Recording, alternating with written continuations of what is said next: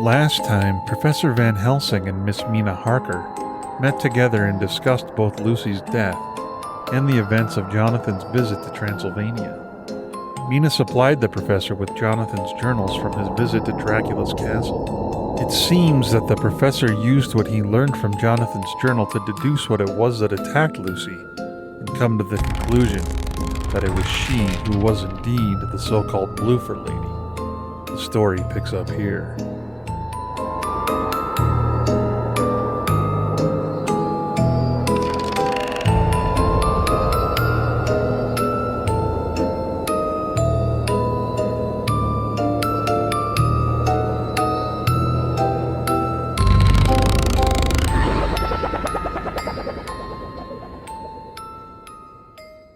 Dr. Seward's diary continued. For a while, sheer anger mastered me. It was as if he had, during her life, struck Lucy on the face. I smote the table hard and rose up as I said to him, Dr. Van Helsing, are you mad? He raised his head and looked at me, and somehow the tenderness of his face calmed me at once. Would you I were, he said. Madness were as easy to bear compared to truth like this. Oh, my friend, why think you? Did I go so far round? Why take so long to tell so simple a thing? Was it because I hate you and have hated you all my life? Was it because I wished to give you pain? Was it that I wanted now so late revenge for that time you saved my life, and from a fearful death? Ah, no. Forgive me, said I. He went on, My friend, it was because I wished to be gentle in the breaking to you, for I know you have loved that so sweet lady. But even yet, I do not expect you to believe.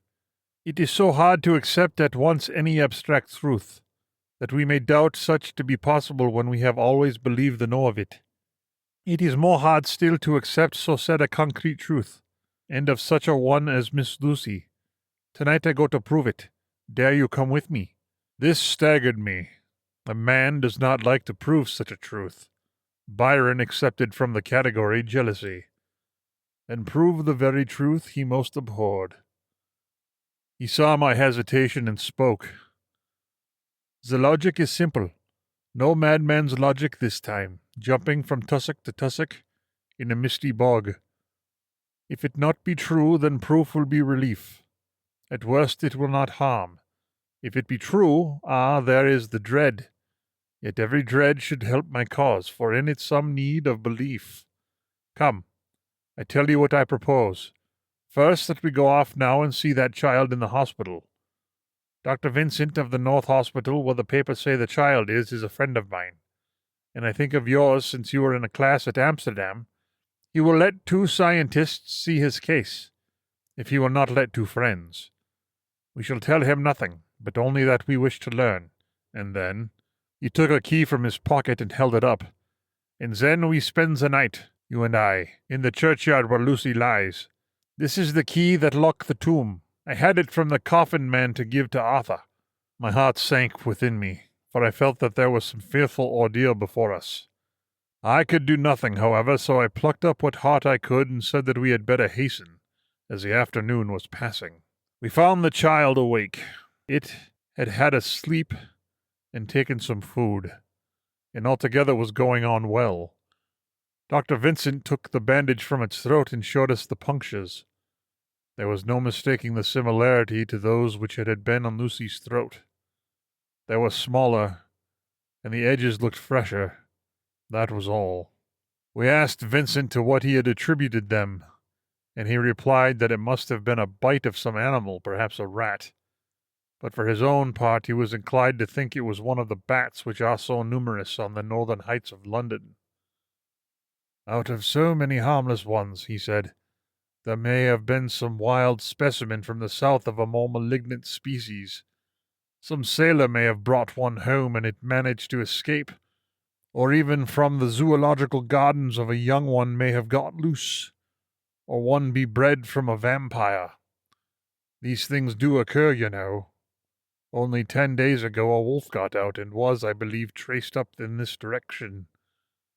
For a week after, the children were playing nothing but Red Riding Hood on the heath, and in every alley in the place until this Bloofa lady scare came along. Since then it has been quite a gala time with them. Even this poor little mite. When he woke up today, asked the nurse if he might go away. When she asked him why he wanted to go, he said he wanted to play with the Bloofa lady. I hope, said Van Helsing, that when you are sending the child home you will caution its parents to keep strict watch over it. These fancies to stray are most dangerous, and if the child were to remain out another night, it would probably be fatal. But in any case, I suppose you will not let it away for some days. Certainly not. For a week at least, longer if the wound is not healed. Our visit to the hospital took more time than we had reckoned, and the sun had dipped before we had come out. When Van Helsing saw how dark it was, he said, There is not hurry. It is more late than I thought. Come, let us seek somewhere that we may eat, and then we shall go on our way. We dined at Jack Straw's castle, along with a little crowd of bicyclists and others who were genially noisy. About 10 o'clock we started from the inn. It was then very dark, and scattered lamps made the darkness greater when we were once outside their individual radius. The professor had evidently noted the road we were to go, for he went on unhesitatingly. But as for me, I was in quite a mix-up as to locality. As we went further, we met fewer and fewer people, till at last we were somewhat surprised when we met even the patrol of horse police going their usual suburban round. At last we reached the wall of the churchyard, which we climbed over, with some little difficulty, for it was very dark and the whole place seemed so strange to us. We found the Westenra tomb. The professor took the key, opened the creaky door, and standing back politely, but quite unconsciously, motioned me to precede him. There was a delicious irony in the offer, in the courtliness of giving preference on such a ghastly occasion. My companion followed me quickly, and cautiously drew the door to, after carefully ascertaining that the lock was a falling and not a spring one. In the latter case, we should have been in a bad plight. Then he fumbled in his bag, and taking out a matchbox and a piece of candle, proceeded to make a light. The tomb in the daytime, and when wreathed with fresh flowers, had looked grim and gruesome enough. But now, some days afterwards, when the flowers hung lank and dead, their whites turning to rust, and their greens to browns, when the spiders and beetles had resumed their accustomed dominance, when the time-discolored stone, and dust-encrusted mortar, and rusty dank iron, and tarnished brass, and clouded silver plating gave back the feeble glimmer of a candle, the effect was more miserable and sordid than could have been imagined. It conveyed irresistibly the idea that life, animal life, was not the only thing which could pass away. Van Helsing went about his work systematically, holding his candle so that he could read the coffin plates, and so holding it that the sperm dropped in white patches which congealed as they touched the metal. He made assurance of Lucy's coffin. Another search in his bag, and he took out a turn-screw. "What are you going to do?" I asked. "To open the coffin, you shall yet be convinced." Straight away he began taking out the screws and finally lifted off the lid, showing the casing of lead beneath. The sight was almost too much for me. It seemed to be as much an affront to the dead as it would have been to have stripped off her clothing in her sleep whilst living. I actually took hold of his hand to stop him. He only said, "You shall see," and again, fumbling in his bag, took out a tiny fret saw, striking the turn-screw through the lead with a swift downward stab which made me wince. He made a small hole, which was, however, big enough to admit the point of the saw. He had expected a rush of gas from the weak old corpse.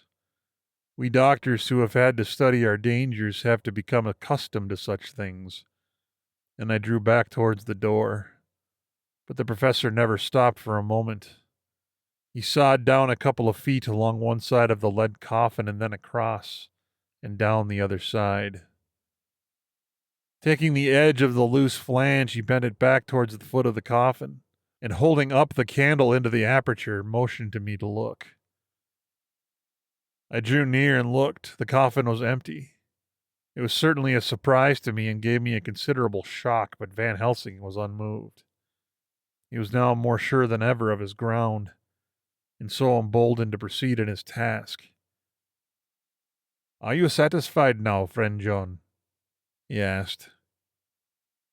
I felt all dogged argumentativeness of my nature awake within me as I answered him. "I am satisfied that Lucy's body is not in that coffin, but that only proves one thing. And what is that, friend John?" "That it is not there." "That is good logic," he said, "so far as it goes, but how can you account for it not being there?" "Perhaps there is a body snatcher," I suggested. "Some of the Undertaker's people may have stolen it." I felt that I was speaking folly, and yet it was the only real cause which I could suggest. The professor sighed. "Ah, well," he said, "we must have more proof. Come with me."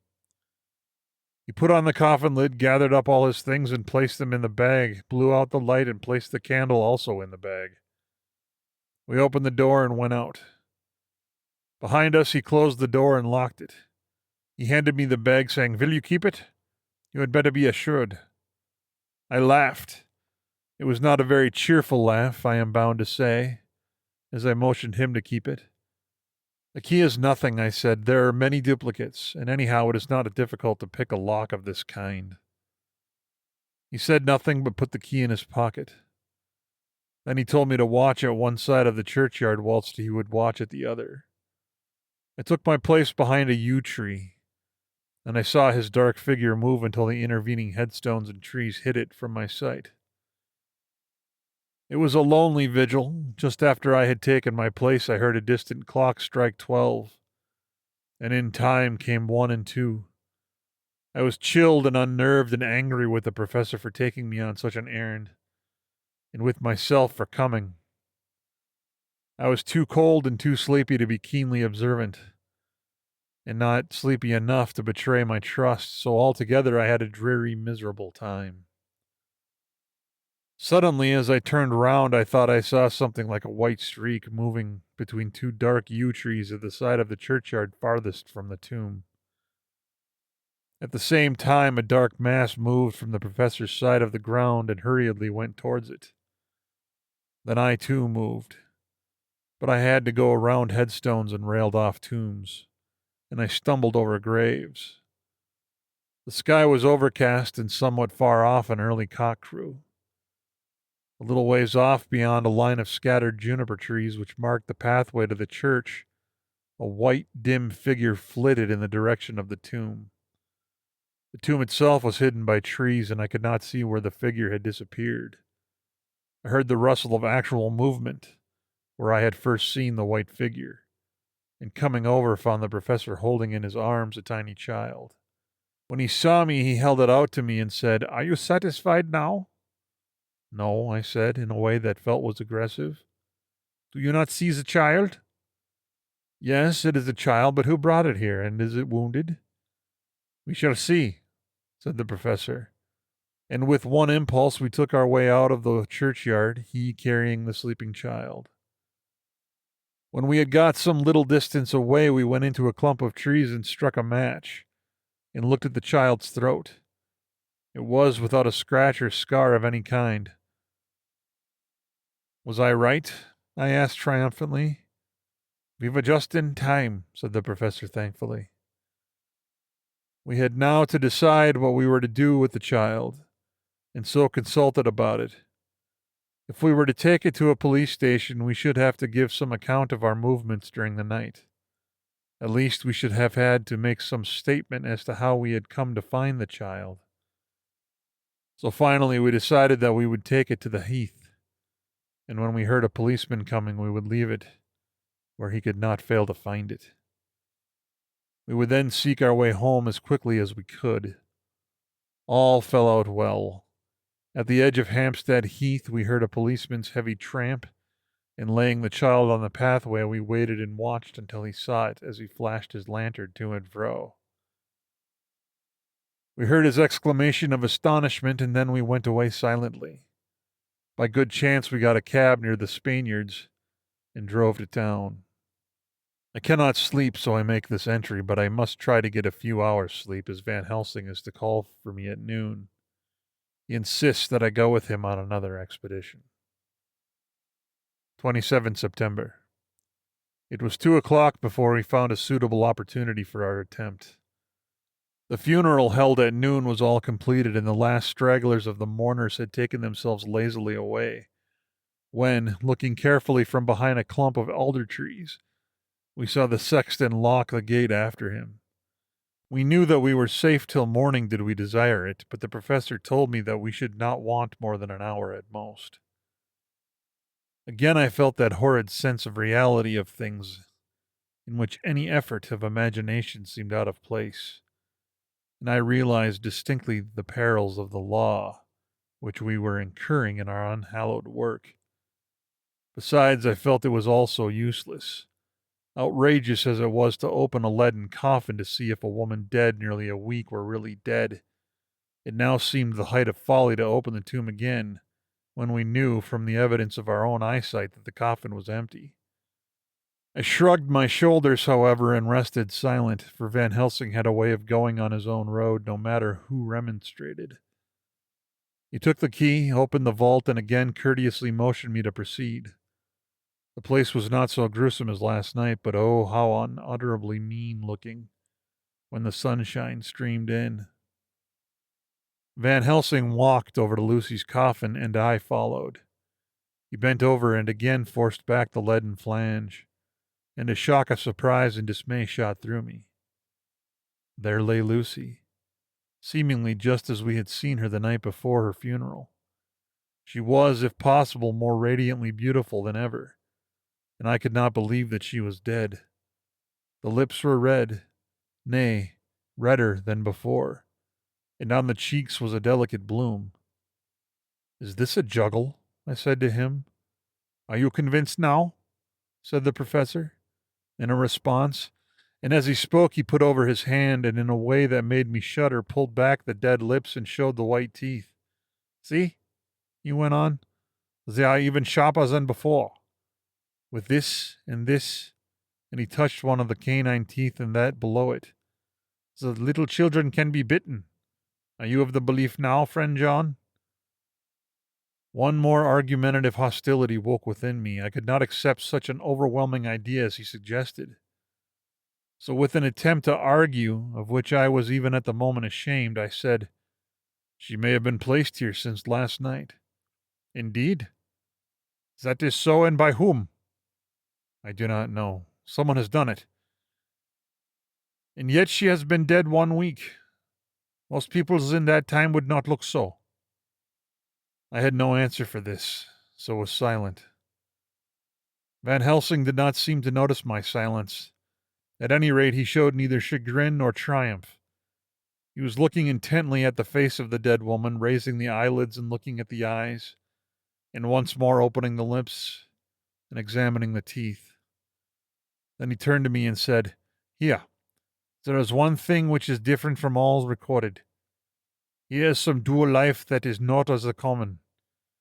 She was bitten by the vampire when she was in a trance, sleepwalking. Oh, you start. You do not know that, friend John, but you shall know it later. And in trance could he best come to take more blood. In trance she dies, and in trance she is undead, too. So it is that she differ from all other. Usually when the undead sleep at home." As he spoke, he made a comprehensive sweep of his arm to designate what to a vampire was home.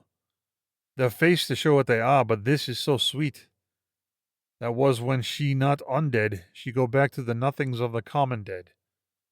There is no malign there, see, and so make it hard that I must kill her in her sleep. This turned my blood cold, and it began to dawn upon me that I was accepting Van Helsing's theories. But if she were really dead, what was there of terror in the idea of killing her? He looked up at me and evidently saw the change in my face, for he said almost joyously, "Ah, you believe now." I answered, "Do not press me too hard all at once. I am willing to accept. How will you do this bloody work?" "I shall cut off her head and fill her mouth with garlic, and I shall drive a stake through her body." It made me shudder to think of so mutilating the body of the woman whom I had loved, and yet the feeling was not so strong as I had expected. I was in fact beginning to shudder at the presence of this being, this undead, as Van Helsing called it, and to loathe it. Is it possible that love is all subjective, or all objective? I waited a considerable time for Van Helsing to begin, but he stood as if wrapped in thought. Presently he closed the catch of his bag with a snap and said, "I have been thinking, and have made up my mind as to what is best. If I did simply follow my inclining, I would do now, at this moment, what is to be done. But there are other things to follow, and things that are 1,000 times more difficult and that them we do not know. This is simple. She have yet no life taken, though that is of time.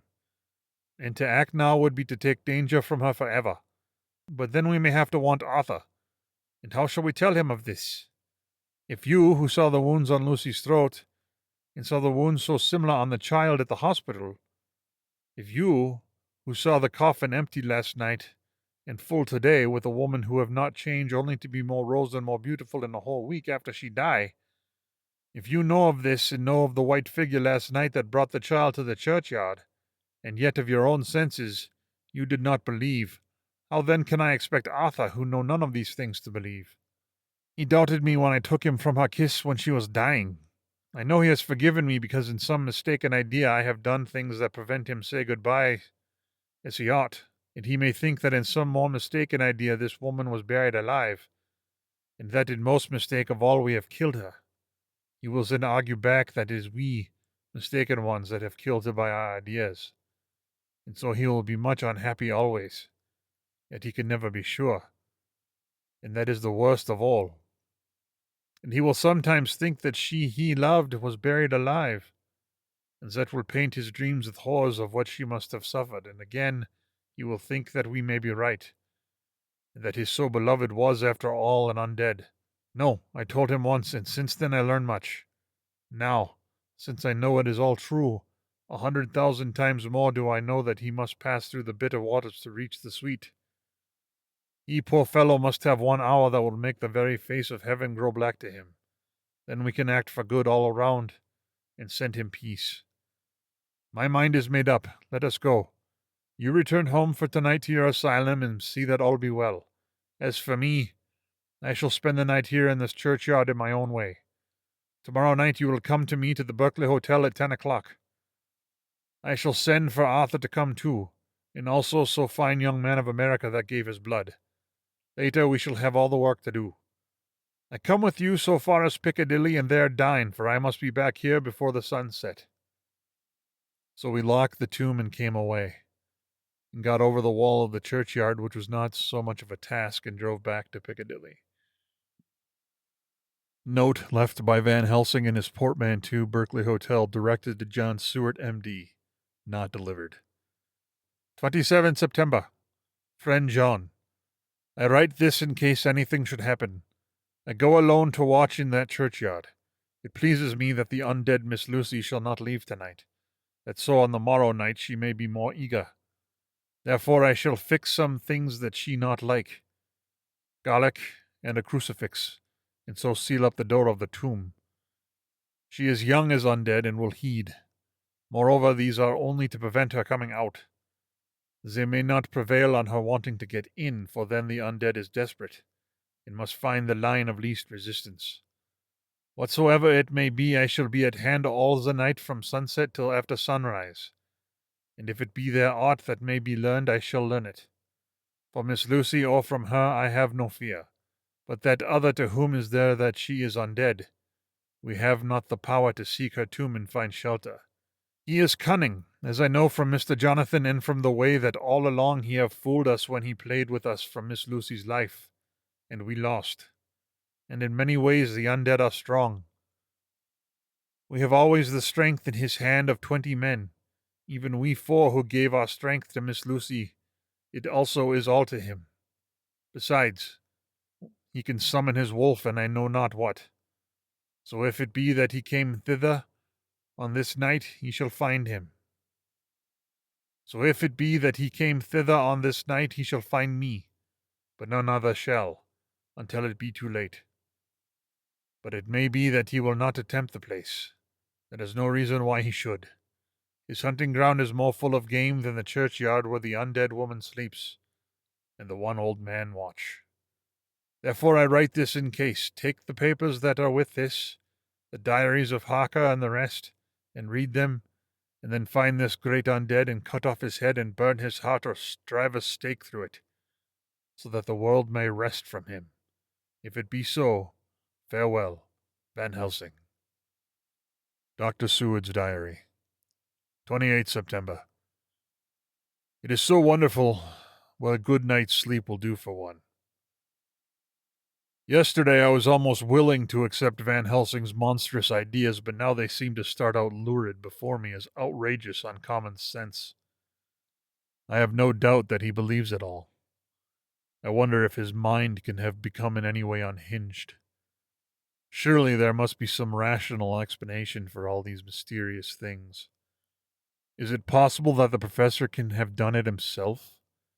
He is so abnormally clever that if he went off his head, he would carry out his intent with regard to some fixed idea in a wonderful way. I am loath to think it, and indeed it would be almost as great a marvel as the other to find that Van Helsing was mad. But anyhow, I shall watch him carefully, and may get some light on the mystery. 29 September. Last night, at a little before 10 o'clock, Arthur and Quincy came into Van Helsing's room. He told us all what he wanted us to do, but especially addressing himself to Arthur, as if all our wills were centered in his. He began by saying that he hoped we would all come with him too, for, he said, there is grave duty to be done there. You were doubtless surprised at my letter? This query was directly addressed to Lord Godalming. I was. It rather upset me for a bit. There has been so much trouble around my house of late that I could do without any more. I have been curious, too, as to what you mean. Quincy and I talked it over, but the more we talked, the more puzzled we got. Till now I can say for myself that I'm about up a tree as to any meaning about anything. Me, too, said Quincy Morris laconically. Oh, said the professor. Then you are near the beginning, both of you. Then friend John here, who has gone a long way back before he can even get so far as to begin. It was evident that he recognized my return to my old doubting frame of mind without me saying a word. Then turning to the other two, he said with intense gravity, I want your permission to do what I think good this night. It is, I know, much to ask, and when you know what it is I propose to do, you will know, and only then how much. Therefore, I ask that you promise me in the dark, so that afterwards, though you may be angry with me for a time, I must not disguise myself the possibility that such may be. You shall not blame yourselves for anything. That's frank, anyhow, broke in Quincy. I'll answer for the professor. I don't quite see his drift, but I swear he's honest. That's good enough for me. I thank you, sir, said Van Helsing proudly. I have done myself the honor of counting you one trusting friend, and such endorsement is dear to me. He held out his hand, which Quincy took. Then Arthur spoke out. Dr. Van Helsing, I don't quite like to buy a pig in a poke, as they say in Scotland. And if it be anything in which my honor as a gentleman or my faith as a Christian is concerned, I cannot make such a promise. If you can assure me that what you intend does not violate either of these two, then I give my consent at once, though for the life of me I cannot understand what you are driving at. I accept your limitation, said Van Helsing, and all I ask of you is that if you feel it necessary to condemn any act of mine, you will consider it well and be satisfied that it does not violate your reservations. Agreed, said Arthur. That is only fair. And now that the pourparlers are over, may I ask what it is we are to do? I want you to come with me and to come in secret to the churchyard at Kingstead. Arthur's face fell as he said in an amazed sort of way, Where poor Lucy is buried? The professor bowed. Arthur went on, And when there, to enter the tomb. Arthur stood up. Professor, Are you in earnest, or is this some monstrous joke? Pardon me, I see that you are in earnest. He sat down again, but I could see that he sat firmly and proudly as one who is on his dignity. There was silence until he asked again, "And when in the tomb? To open the coffin." "This is too much," he said angrily, rising again. "I am willing to be patient in all things that are reasonable. But in this desecration of the grave, of one who—" He fairly choked with indignation. The professor looked pityingly at him. "If I could spare you one pang, my poor friend," he said, "God knows I would. But this night our feet must tread in thorny paths, or later, forever, the feet you love must walk in paths of flame." Arthur looked up with a set white face and said, "Take care, sir, take care." "Would it not be well to hear what I have to say?" said Van Helsing. "And then you will at least know the limit of my purpose. Shall I go on?" "That's fair enough," broke in Morris. After a fair pause, Van Helsing went on, evidently with an effort. "Miss Lucy is dead. Is it not so? Yes. Then there can be no wrong to her. But if she be not dead—" Arthur jumped to his feet. "Good God!" he cried. "What do you mean? Has there been any mistake? Has she been buried alive?" Groaned in anguish that not even hope could soften. "I did not say she was alive, my child. I did not think it. I go no further than to say that she might be undead." "Undead? Not alive? What do you mean? Is this all a nightmare, or what is it?" "There are mysteries which men can only guess at, which age by age they may solve only in part. Believe me, but I have not done. May I cut off the head of dead Miss Lucy?" "Heavens on earth, no!" cried Arthur in the storm of passion. "Not for the wide world will I consent to any mutilation of a dead body. Dr. Van Helsing, you try me too far. What have I done to you that you should torture me so? What did that poor sweet girl do that you should want to cast such dishonor on her grave? Are you mad that you speak of such things, or am I mad to listen to them? Don't dare think more of such a desecration. I shall not give my consent to anything you do. I have a duty to do in protecting her grave from outrage, and by God I shall do it." Van Helsing rose up from where he had all the time been seated, and said, gravely and sternly, "My Lord Godalming, I too have a duty to do. A duty to others, a duty to you, a duty to the dead, and by God I shall do it. All I ask you now is that you come with me, that you look and listen, and if when later I make the same request you do not be more eager for its fulfillment, even than I am, then I shall do my duty whatever it may seem to me, and then, to follow your lordship's wishes, I shall hold myself at your disposal to render an account to you, when and where you will." His voice broke a little, and he went on with a full voice of full pity. "But I beseech you, do not go further in anger with me in a long life of acts which are often not pleasant to do, and which sometimes did wring my heart. I have never had so heavy a task as now. Believe me that if the time comes for you to change your mind towards me, one look from you will wipe away all this sad hour. For I would do what a man can to save you from sorrow. Just think, for why should I give myself so much labor and so much of sorrow? I have come here from my own land to do what I can of good. As the first to please my friend John, and then to help a sweet young lady whom too I come to love. For her I am ashamed to say so much, but I say it in kindness. I gave what you gave, the blood of my veins. I gave it to who I was not, like you, her lover, but only her physician and her friend. I gave her my nights and days, before death, after death, and if my death can do her good even now, when she is dead undead, she shall have it freely." He said this with a very grave, sweet pride, and Arthur was much affected by it. He took the old man's hand and said in a broken voice, "Oh, it is hard to think of it, and I cannot understand, but at least I shall go with you and wait."